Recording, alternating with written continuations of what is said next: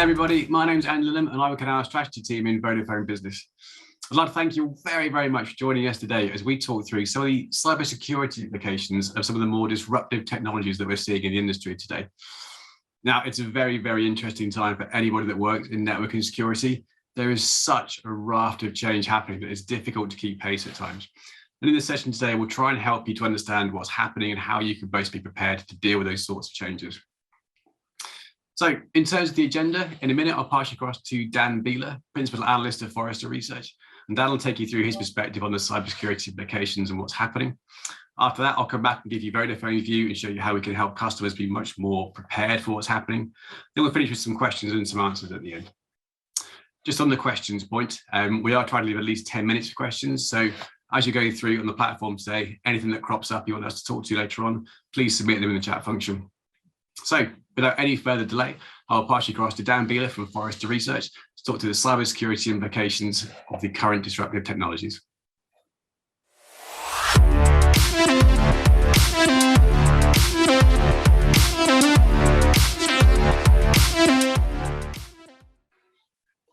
Hi there, good morning and good afternoon, depending on where you are. Thanks, Andy, for passing the board over to me. In the next 10-15 minutes or so, I'd like to share some of the observations that we see at Forrester in terms of the emerging technologies that are out there that have a direct impact also on security considerations. That's based on a lot of interviews that we discuss with the enterprises out there, with consumers, of course, but also in the surveys that we run. And at the very core of the changes that we see out there really lies the changing expectations that we see coming from the end users, both consumers and businesses. And we see that there's a shift away from a pure focus on products, where the value proposition, if you like, is very much on price and quality, towards pushing value propositions that are based much more on services and experiences. This matters because a lot of the value propositions will be based on connectivity components. So understanding more clearly what are users doing with a particular product or service, what are they experiencing, in which context are they using these kind of tools and assets. And this, of course, has a connectivity component to it, which by implication, therefore, also has a security component to it. Now, there are a couple of high-level dynamics that are worth pointing out. If we talk about the office space, we see that clearly in the last few years now, 2-3 years, flexible working has gained a completely new, much bigger momentum. And employees, they clearly demand much more flexible working, hybrid working, remote working. But it's not only the employees in the office, it's also the employees at the front line, doctors, nurses, teachers, street cleaners, and so on. They want to be connected also to their colleagues in the back office, in the headquarters. And the importance here is that, again, there's a connectivity component involved, and therefore, by definition, also a security aspect to it. Then there is the customer engagement element that has also evolved quite significantly over the last few years, driven by online shopping, streaming, and we see that virtual and after sales has gained a completely new momentum, in particular as video plays a much bigger role. We say the same thing around virtual onboarding type of activities, but also the products themselves. As I said, they have much more of a service and experience component to them. And so we see the emergence of mass customized products and services where connectivity plays an important role, because the customers are directly engaging with the platform to design their respective offerings for themselves. And then there is the element of operations, how to run a business. And here we see that the emergence of smart supply chains play a very important role. From a connectivity angle, we see a real interest in SD-WAN type of solutions. We see the much greater need for secure data sharing, who's allowed to share what type of data, when, under which considerations, across which kind of geographies. So regulations play a big role here, but also compliance-related issues, not just data protection, but compliance-related issues for privacy and similar aspects. We see The drive towards open innovation is gaining momentum, that you not only do your own internal R&D driven type of innovation activities, but that you reach out to partners, customers to drive new products, new services and experiences. And therefore, we can say that technologies are really beginning to disrupt working conditions, the customer engagement aspects, and also how you operate your business and how you collaborate with partners. And when we look at what the main IT objectives are for businesses out there, we see that security and privacy really are at the very top of these priorities. And we see also this is being reflected in the budgets. So traditionally, maybe 2% of the IT budget went to security. Now we see that even up to 15% of the IT budget is spent on security-related issues. So a significant shift in the priorities. In terms of the technology priorities directly, we see it's covering a very broad spectrum. And I don't want to go through all of the detailed technologies out there that matter to businesses, but pick out a couple of them where we believe you keep an eye on them, that they have security implications. They really are making a difference also from a security perspective. Of course, artificial intelligence is important. It's supporting this drive, this shift from services, from products to services and experiences. And it could be, for instance, in the manufacturing context that you're working more with digital twins, digital threads. We also see it popping up in process mining. AI, as we all know, is nothing new, but it is really gaining momentum. Machine learning, deep learning are themes that you need to keep an eye on in the coming years. Then we see a big topic in itself, cloud services, and they play a massive role. It's the number one priority in terms of tech after security. And here we see it's not just migrating into a cloud environment. It is also about migrating between different cloud environments, offering cloud solutions yourself, and also operating cloud environments most effectively. And from a pricing perspective, we also see that pricing models have to adjust. So it's much more of a on-demand, business outcome-driven type of pricing model that is gaining momentum here. And in particular, if we dive down into some connectivity-related issues, I would like to point to 5G and edge computing, or mobile access, edge computing. They really play a big important role for massive IoT type of deployments, but also some remote support operations. So, for instance, operating a remote digger, or in mining, we see lots of these implementations in healthcare.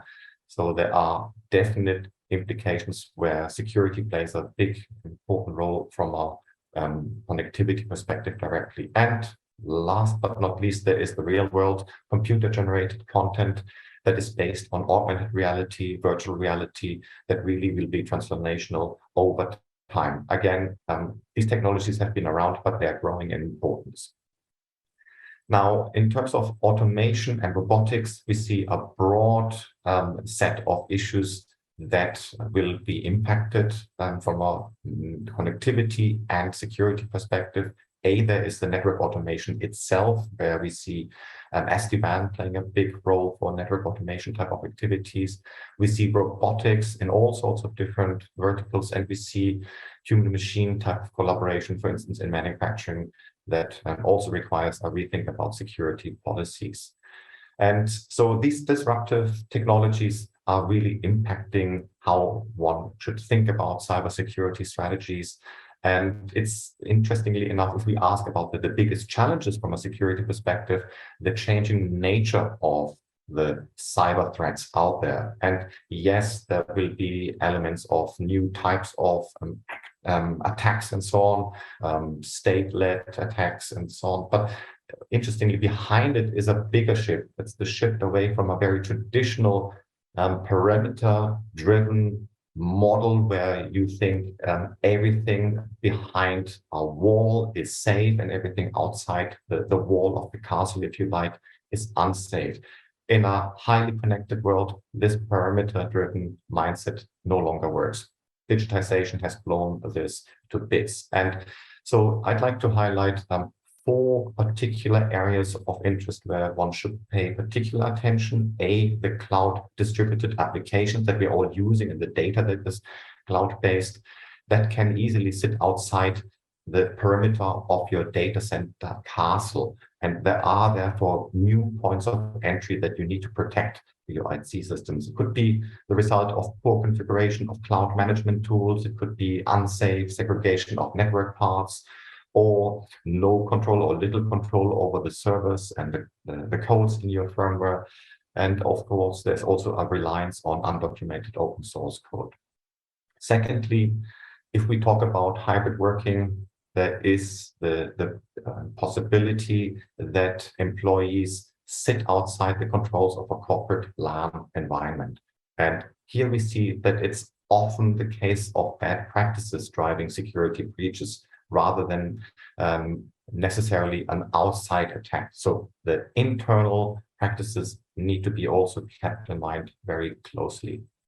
And then we see that on the network infrastructure side itself, there is more and more of a hybrid picture emerging, where traditional legacy infrastructure sits side by side with cutting-edge dynamic digital infrastructure. And ultimately, this can lead to greater levels of complexity and also lower efficiencies in the temporary interim type of period, because there are multiple layers of dependencies that these complex systems can create and have a knock-on effect on the security considerations. And then 5G is worth pointing out as well as an aspect that changes the nature of security and cyber considerations. There are, of course, many more hackable devices and IoT assets out there. There are more 5G antennas out there that can be attacked.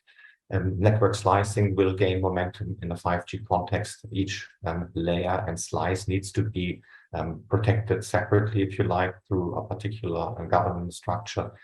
Then there is the issue of 5G traffic routing. How do you want to go about it? The virtualization of the higher level software 5G network infrastructure poses a particular challenge.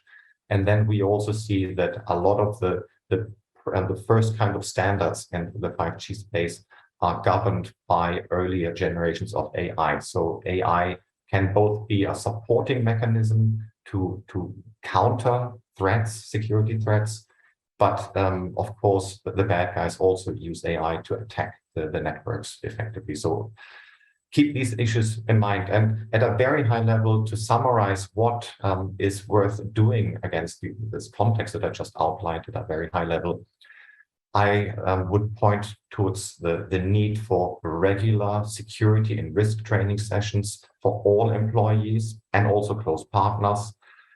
That it's important as part of a balanced risk assessment to focus on the vulnerabilities that exist, the threat probabilities that are relevant for your particular operation, and also the impact drivers. What are the biggest risks in particular usage scenarios? The fact that the traditional perimeter-based security approach no longer really works properly in a highly digitized context means that it's worth looking at a framework like the Zero Trust Edge, because it targets all parties involved here, the remote workers, the business applications, and IoT, and also it does so from a cloud context. And last but not least, a very optimistic upside here. If you design security from the ground up into the foundation of all your processes and the culture, then you should be able to get compliance for free. And with this, I'd like to thank you to give me this opportunity for this high-level overview of how disruptive technologies have a direct impact on security, and hand back over to you, Andy. Thank you.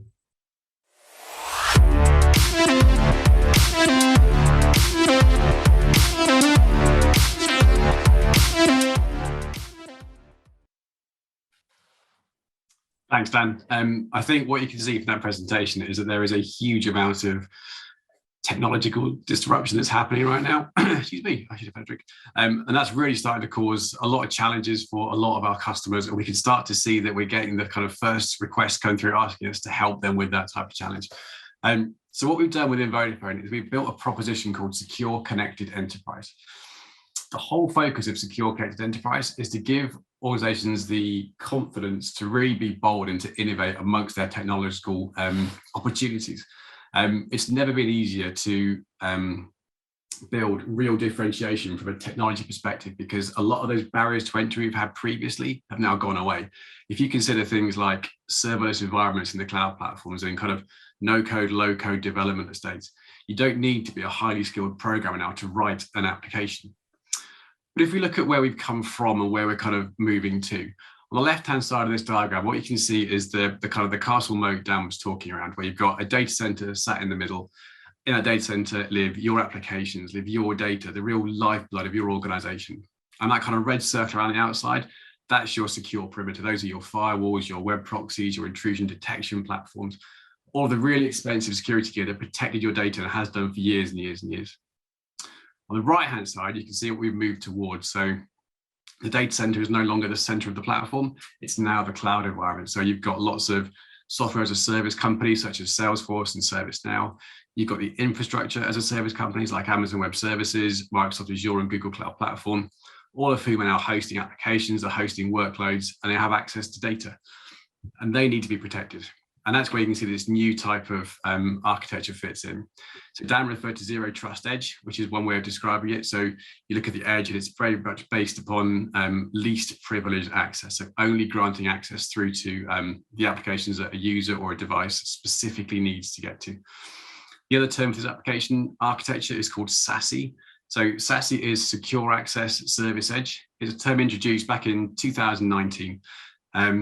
And it's become very, very popular within the industry. It's starting to get a lot of traction. We're starting to see a lot of both vendor and customer kind of interest around this platform. So what is SASE? Effectively, SASE takes a lot of our networking capabilities. So we mentioned SD-WAN a couple of times. SD-WAN is a kind of current generation of network technology that is software driven, it is very centrally controlled, cloud managed, and very, very agile compared to more traditional networks.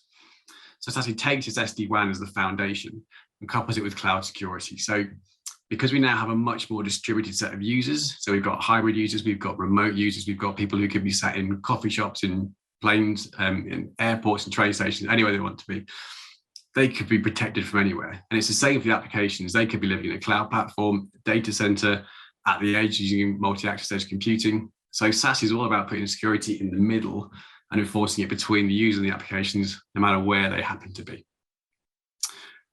So Secure Connected Enterprise is built of three key areas, really. The first one is pretty much the foundational one, which is the actual connectivity itself. So this could be broadband circuits, they could be 5G, 4G connections, they could be big high-speed internet or private connections. Fundamentally, it's the actual way that you as a user connect into a platform. Second element, we mentioned SD-WAN, so it's having that ability to control that connectivity, to apply the right levels of priority, the right levels of access privilege across it, and making sure that the two of them work hand in hand. The final component is the cloud security. So this is where we start to include some of the different capabilities, such as cloud access security brokers or CASBs that protect data going between cloud platforms. So we include things like DNS security that stop people from accessing websites through the wrong address. We apply things like firewalls. We put in some secure web gateways. All these types of components are really kind of helping your users to feel confident wherever they are, that they can access the types of services, the types of applications that they need to be as productive as possible. So Dan called out cloud transformation as one of the big areas to look at. He's absolutely right. Every customer I've spoken to in the last probably 4 years is either on the middle of on the way, sorry, to a cloud transformation, or they've already done it. So you'll see that there are workloads globally spread right across the place with companies like Amazon and Microsoft and Google, but also they've got customer relationship platforms with Salesforce. They've got ticketing platforms in ServiceNow. So it's really, really important that we can show that these cloud platforms are secure and that they're safe. When I talk to security professionals, their biggest risk they highlight quite often is the fact that they don't feel as in control of cloud data that they do if it's in your own data centers, which is completely understandable. So what we've done with Secure Connected Enterprise is we've worked really hard to ensure the level of protection for cloud data is as high as possible. So we have private interconnects with lots of the cloud providers that are completely secure, completely segregated. They're controlled through cloud access security brokers. So we can make sure we've got the right level of protection no matter where that data happens to be, which will give your users a real set of confidence that they can use these cloud tools. They can start to innovate. They can start to be much more dynamic in terms of working with these types of data. The next one Dan mentioned was around hybrid working and remote working. I'm at home today presenting this webinar to you guys, so you obviously know that it's a big, big deal for lots of companies. But having users sitting outside of a physical office does present additional challenges. If someone's working in a coffee shop or in a train station, someone could be looking over their shoulder, could be accessing data just purely by having a camera over someone's laptop and taking a screenshot of that phone. It's a really challenging thing to be able to manage because you want your workers to feel confident. You want them to feel optimistic about being able to work from home, about being protected. But at the same time, you know that your data is at slightly higher risk if someone is outside of the office. So there's a technology called Zero Trust Network Access that is designed to help users feel that level of confidence. So what it means is that we can be much more granular in terms of what we let customers access and when they can access it and where they can access it from. So as an example, if I'm working at Vodafone and I'm in an office in London, the system will know that I'm in London. It will know that I've got past physical security. I'm in a location with purely Vodafone people around me, so I can access some of our more secure and our more sensitive documents. If I'm coming at it remotely and it knows that I'm at home or I'm on our Zero Trust Remote Access capability, it will say, actually, I don't know where you are. I can't trust there's no one looking over your shoulder. So I'll only grant you access to this information and not that information. And that becomes really powerful because people can work from wherever they need to. And yes, they may not be able to get to absolutely everything from everywhere, but that's for a really, really good reason.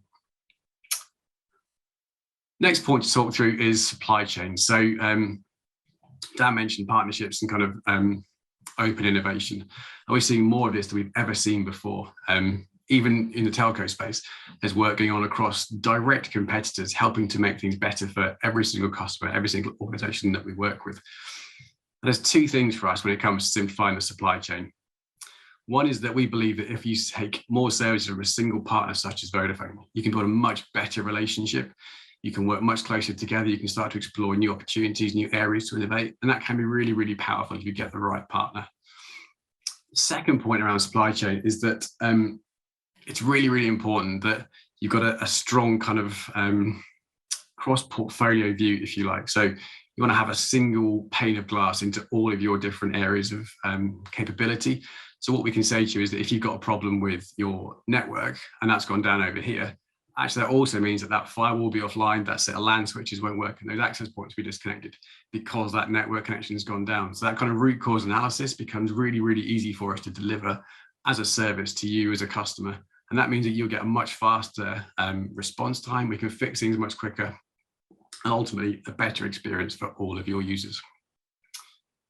So the final point I'll talk through is just around why you should listen to me, I guess. It's always difficult to listen to someone on a webinar and think, yeah, that's fine, but what actually is backing up that level of claim, that kind of bold confidence that they're showing? And from Vodafone's perspective, we've been doing networking and security for years. If you trace our heritage back through cable and wireless, it's over 100 years worth of delivering network connectivity. And that gives us a huge amount of experience to build upon. You look at the amount of change and the challenges that are happening within the world right now. There are so many challenges that we all have to face. I do mean we, because technology companies like Vodafone aren't immune to all these types of challenges and problems that you guys see today. So we've got a lot of learning, we've got a lot of experience, we can really help to kind of share what we've done and what we've built with you to make things much, much simpler for you as customers to be really confident in how you're accessing data platforms.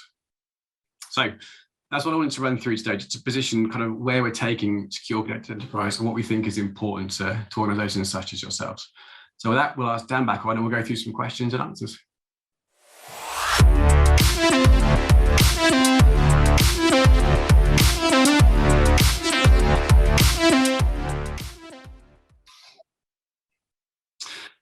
Thanks, Dan. Welcome back.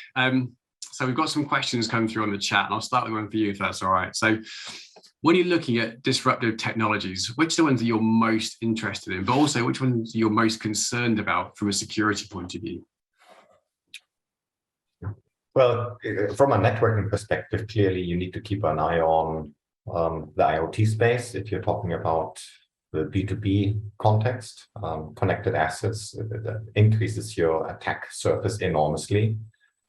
But also what we discussed, the whole discussion around remote working, hybrid working is an area where we see a lot of concerns popping up. So you need to have a very clear policy in place that ensures that your employees have the flexibility and freedom that they're yearning and looking for and expecting, frankly. But you need to be clear, what is allowed to be done where, and policies and governance frameworks like Zero Trust, they help enormously to set a solid framework to provide both the flexibility and the safety for the data and the systems behind that are important. But there is another element that is not directly related to security as such, but it relates to AI, and clearly that's sort of a balance of power, because we see that AI can be used to secure systems by looking for potential threats. But at the same time, we also see that on the criminal side, AI is deployed as a powerful weapon to attack systems and companies. So you need to keep a very close eye on what's happening on the AI side from a security perspective as well.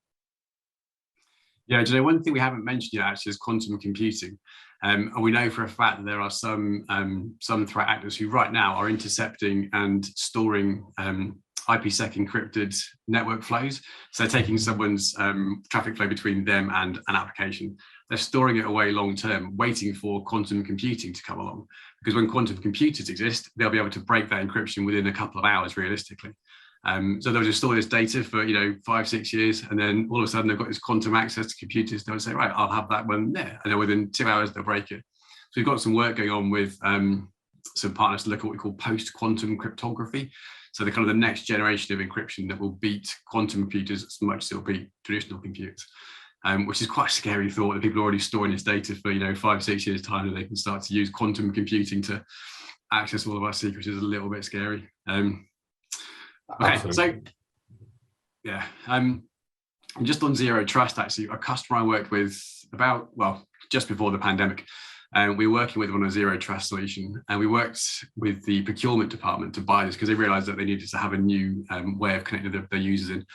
So the procurement team went to market. We kind of worked with them to build a platform based upon one of the existing cloud security vendors, and we sold them a Zero Trust platform. They took it into their IT department, and the IT department said, well, hang on a minute, I've got to build a profile for each application. I've got 650 applications. I haven't got the time to go and build that level of profile. So the whole thing went very, very quiet because they couldn't see the benefit in going to do all the effort to build 600 profiles just so they could replace their old remote access platform. All of a sudden, we then hit COVID-19, the pandemic became very, very real. And they came straight back to us and said, we need help. We've got to build these 600 profiles because our remote access platform can't cope. We've now got every single person connected in remotely. And now a couple of VPN concentrators they're struggling. So I think with Zero Trust, it's one of those things that sounds like a great idea and everyone's really, really keen on it until they think, actually, there's a lot of work. But there's so much justification for the effort involved in putting that platform live that I don't think you can really argue the benefits these days. Yeah, I think what is important in this context, and your example is very good here, is that Zero Trust really requires to involve the business leaders as well, who are impacted, as well as the legal teams, because you need to understand who is allowed to access what type of content, when, under which kind of circumstances. And that is not something that one security manager alone can decide on. Yeah, I totally agree. Okay, here's another question coming in for you. Do you see the need for different approaches to security from a vertical perspective? So different industries, should they be approaching security in a different way? Absolutely, yes. I mean, what we see is emerging, for instance, in the European context in particular, is the concept of the sovereign cloud. It's by no means a European technology as such, but because of the regulatory environment in Europe, which is greater than in other areas of the world, we see that there is increasing interest in this idea of having a cloud environment that caters to particular verticals, industries, and maybe even stakeholders. So we believe as regulation in the cyber context, in the digital context, will spread globally, that this concept of a sovereign cloud will definitely be part of the broader security, cybersecurity considerations and strategies that are emerging. So yes, absolutely, each vertical has their own specific objectives, regulations, and in some cases also different types of attacks. And so yes, that is definitely a need to take the sector perspective into account as well. I think it's the segment too. So it's also the size of organization, because it used to be that, a small to medium enterprise wouldn't need to worry about this type of threat. But if you go to the right place on the dark net now, you can buy a DDoS attack for as little as $5. And if it's just enough, that's enough to take off a small to medium enterprise because their local competitor down the road decides that they want to have the Black Friday sales themselves. Yeah. Everyone needs to be really aware of this type of stuff, much more so than previously. Yeah. Okay. Let's have a look. What else we got?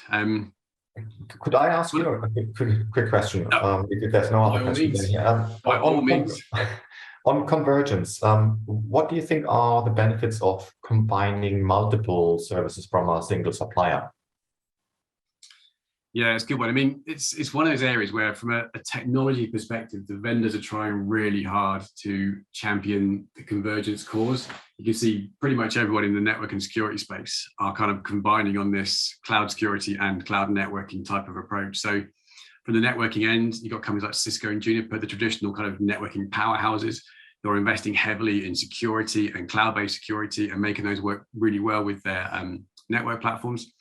From a security perspective, you've got companies like Fortinet, like Palo Alto, who are doing the opposite, who have either bought or built SD-WAN capabilities and forging those into a really powerful kind of end-to-end SASE or Zero Trust Edge platform. So the vendors are really, really keen. I think what you can say from a service provider perspective is that when you combine network and security management, but also the actual physical circuitry that makes the whole thing work, we can be much more proactive in terms of diagnosing faults, in terms of helping customers maintain that resilience, reliability that they need, because we can see, if trends are starting to happen across the network, what impact that's likely to have. We can start to reroute packets across different nodes. If they're starting to have problems, we can look at the capacity across underlay and overlay combined. We can start to apply things like network on demand and bandwidth on demand, where we can change the capacity of a circuit based on what we're seeing on the application level. So I think there are serious benefits to convergence. I guess there are some downsides too. So typically those type of convergence opportunities have a longer term contract for customers, because it needs to have time to kind of build back that return on investment for all sides. So there's maybe a little bit less flexibility, a little bit less agility.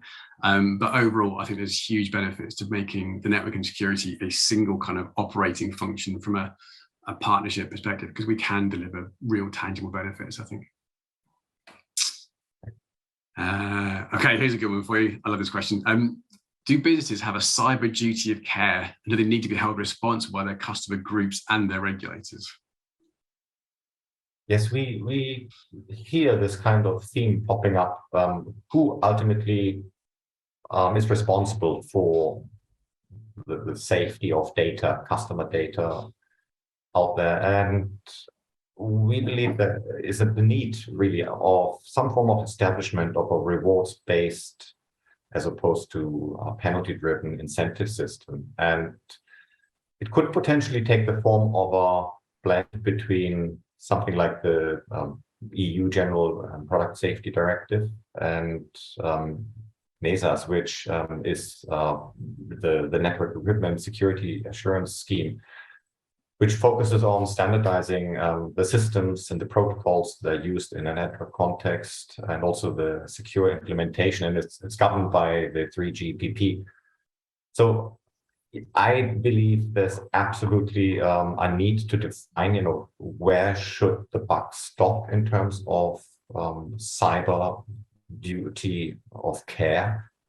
And we believe that there are some mechanisms out there that can help to support answer this question. But businesses definitely have to take on part of the role to take on the cyber duty of care, in our opinion. I love the idea of making it rewards-based too, rather than penalty-based. I think if you can drive real kind of opportunities out of it, you're much more likely to get customers or organizations to buy into it. Because so many times, you can see the security officer walking through and everyone goes, oh, what's gone wrong? What's happened? What's the breach? What's it going to cost us? If you can start to say, actually, if we do this, look at what's the opportunity for us. I think that's a really positive way of looking at it. Love that. Yeah. Love that. Okay, here's a question actually. So we're starting to see more fragmentation around the internet actually. So think about some of the splinter nets that are emerging in countries like China, like Russia, like Iran. Do you think we're going to start to see more of those, I guess, nationally segregated networks where things are treated differently in one country versus another? I guess the follow-on to that is that going to start to limit some of the internet use cases that we've got today for businesses? Because we see within Vodafone a huge shift towards internet-based networks. So companies using the internet as their business network. I'm wondering if you think there's going to be an impact on that if we start to see more kind of almost decentralized internet platforms versus one kind of global network. Well, certainly on the consumer side, I think it's almost a reality now, right? So yeah. Your experience as a consumer varies significantly depending on where you are on this globe. From a business perspective, I think the same holds true up to a certain degree, but I believe we see more of an effort being made to ensure that concepts like Gaia-X, the data sharing platform that some European countries are looking into, is emerging as a concept that can work globally to ensure that there are still truly global supply chains, but that you have a transparent mechanism where it's clear for everybody to understand what are the rules that govern me sharing particular data with partners, with competitors. So I think that is less of a, say, political hot potato. It's about trade relationships between companies and countries that could be governed, maybe potentially even by some of the larger international trade organizations, at least partly advised by. And so I do believe we need to separate between the consumer internet as we know it and the internet as it is being used by businesses. But I'm an optimist. I do believe in the benefits of global trade and believe that overall the benefits that this trade can generate for everybody involved will win in the medium to longer term. Yeah, good to hear. Good to hear. Totally agree too. Any more questions you come in that you think you're going to ask to me? Yeah, I had a question because based on what you said earlier on in terms of the convergence, I'd like to understand also what role do you see for automation as part of managing security environments in the networking context? And we touched on it early on that automation for network management is very important. But what are your thoughts there? How can you drive greater security through automation? So when we talk to customers about networks, the biggest requirement that comes out more often than not is a reliable platform. They need to have a network that is there and is available and services their users, their applications, their cloud workloads, 24 hours a day, 7 days a week. The network used to be seen as a kind of a necessary evil. It's where the customers had to build, they had to buy, it cost them a lot of money, and all it did was basically allow them to make phone calls or to maybe access one or two platforms. Now the network serves all of their data needs. It serves absolutely everything. So the reliance and the kind of the resilience of that network is key. So automation has a massive role to play, because something is over 90% of any kind of network outage is caused by human error. That's industry wide. That's just a general kind of state of the nation, really. People do cause most of the problems. I used to be a network engineer and I caused more than my fair share of problems. So I absolutely agree that people kind of do cause more issues than any other type of form. So when we automate, we can take that human error out of the equation. So we can remove effectively 90% of the issues that we see across the network. It's also a really good call out for convergence. So if we have a single kind of orchestration platform that sits on top of all of our estate, we can use that orchestration platform to control how the underlying network performs, how the overlay network performs, how the cloud networking performs. And all of a sudden, you've got a single view right across this stack that says, actually, I can make that one change over here, and I can make that change over here. And I know it's not going to break because I run the scenarios. I've used my machine learning to say, actually, this part here will impact that, and that will mean that will be better, and that bit won't be affected. So we can be much more controlled in terms of how we make these changes, how we phase them across the network. And fundamentally, you can stop people like me from breaking the network, which has got to be a good thing, right? But on the note of people being a weak point in the broader picture, how do you go about the issues of training people, and who should be trained about general security and compliance related considerations? Absolutely, everybody should be trained. It's a bit like the old kind of sales maxim that everyone is a salesperson, but you might not be selling to external people, you might be selling to internal people. It's the same with security. Every single person within every single organization has a security responsibility. As soon as you get access to a company phone or a company laptop or any kind of way of accessing data that isn't yours, that is part of the company you work for, you must be trained, you have to be aware, and you have to be able to say, actually, no, you can't do that because I'm not allowed to let you do that.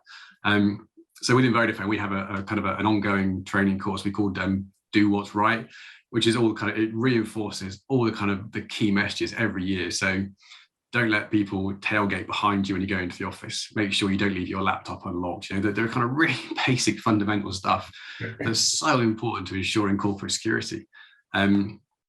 It's a responsibility of every single person, in my view. I even sometimes get in trouble at home because if the kids have got a laptop and they've left it there, I'll just walk out, I'll just shut it. So, why have you done that? You just locked me off. I was like, yeah, but you've left it logged in, you left it open, and there's people walking backwards and forwards if we're out and about.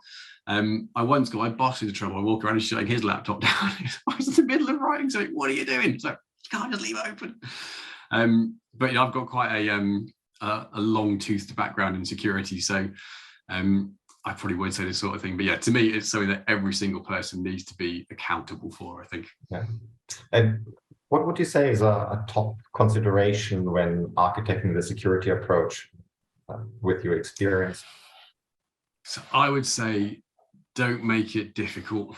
If security is hard to live with, if a user is trying to access the platform and they have to go through multi-factor authentication, they've got to be sat in a certain room at a certain laptop, they've got to face a certain way, whatever it happens to be, they're going to find ways around it. Security needs to be an enabler. It needs to be something that customers can just walk in, they can use it. So, all right, yeah, I'll use my phone to log in, and I press the button, I've authenticated, and now I'm on the platform. As soon as you make it hard and difficult, people are really clever. They'll find ways to get around it. So I think for me, it needs to be as almost as invisible as possible. And you've got a really strong platform then that people will use and they won't be annoyed by, which is the worst thing. It's the last thing that you want, frankly. Yeah. Okay, we have time for one last question for you.